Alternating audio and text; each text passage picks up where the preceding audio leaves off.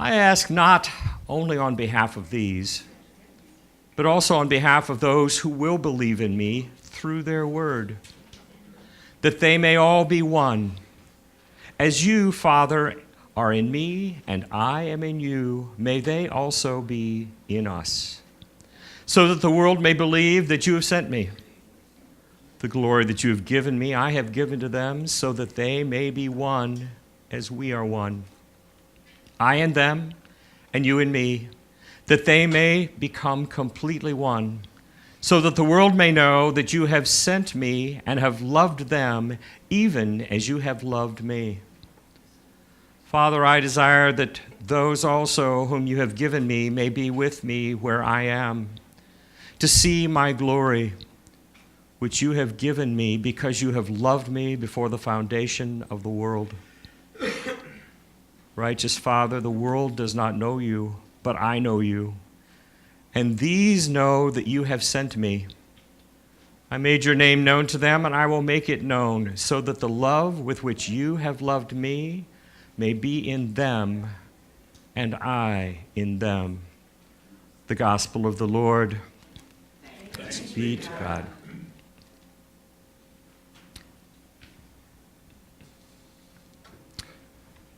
I ask. Jesus is praying. We're back. We're still in the upper room. It's still that Thursday night.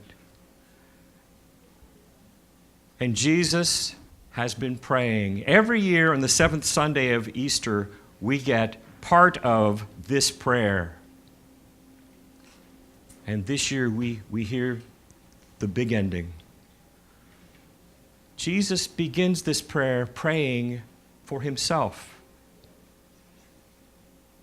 praying that he will have what it takes, that God will bless him and strengthen him, that he may glorify God by completing his mission. And then he prays for the disciples gathered with him and prays that they may be lifted up. In this prayer, glory, or a form of the word, comes up 8 times before we hear it these last 2 times. And it's like, what does Jesus mean with all this talk about glory? I have given them the glory that you gave me. I want them to see my glory, the glory you have given me because you loved me. And this is a theme beginning at the very beginning of John's Gospel. But it's interesting because at that beginning, the word glory only shows up after incarnation. It doesn't say anything about the glory of Jesus being with God as God creates the world. It doesn't say anything about the glory of what has been going on as Jesus was God and was with God. Only after the Word became flesh and dwelt among us, and we have seen his glory, the glory of God's one and only, full of grace and truth. That's where the glory comes in. We think of glory in connection with soaring words and amazing deeds and a light show and great CGI graphics. Glory! If you were in the right place yesterday, there was a lot of glory going around in thunder and lightning. I mean, that's what glory, big, wow. But the curious thing is, sometimes glory is like what we were seeing in this preface to this gospel. It only is truly glory after God has humbled God's self and thrown off the privilege and thrown off the power and become human to walk among us to suffer with us. That's glory. One of the more amusing places where we find the word in John's gospel is at the wedding feast. I was going to quiz you and ask you if you knew what Jesus' first sign was in John, but I picked on St. Paul. No hands went up. So I gave you a check. You're good. At the wedding feast, we see Jesus' first sign, according to John. But it only happens because his mama says, do it. A lesson in there for all of us. It only happens because he's pushed into it. Wasn't going to do it. And he changed a lot of water into a really fine vintage of wine for a bunch of people who were already drunk. It's like apparently not a big thing in the scheme of what Jesus could be doing. And yet, after he turns that water into wine, we're told that the disciples have beheld Jesus' glory. And so they put their faith in him. Really? Because he made good wine? I mean, there could be worse reasons, but that's not glory. So, yeah, anything and everything that we associate with God, we associate with glory. Luminous, splendid, over-the-top, mind-boggling, majestic things that just bring us to our knees. That's when we think glory. But in this gospel and in this prayer, we're bringing it down. When Jesus says he's shown the disciples his glory, well, he's not talking about the light shows.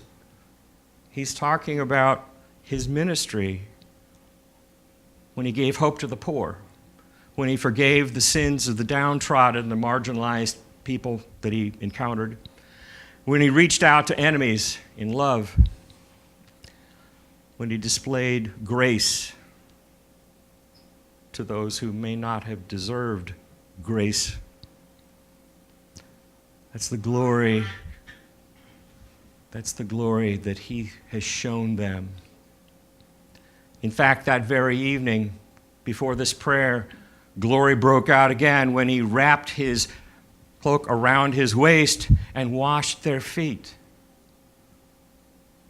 That's not glory, that's glory. That's just quiet, shining God's love. And when we hear him in verse 24 saying that he wants his followers to be with him where he is so they can see the glory the Father has given, I don't know about you, but I tend to flash to a picture of a golden throne room. Here we are, we've all made it, and Jesus wants me to be with him there when he's seated at the right hand of God. But given where he's going to be in about an hour, that's probably not what he's talking about. He's probably talking about wanting them to be with him, not to abandon him, but to be with him when he's lifted up on the throne of a cross. Not glory, but glory.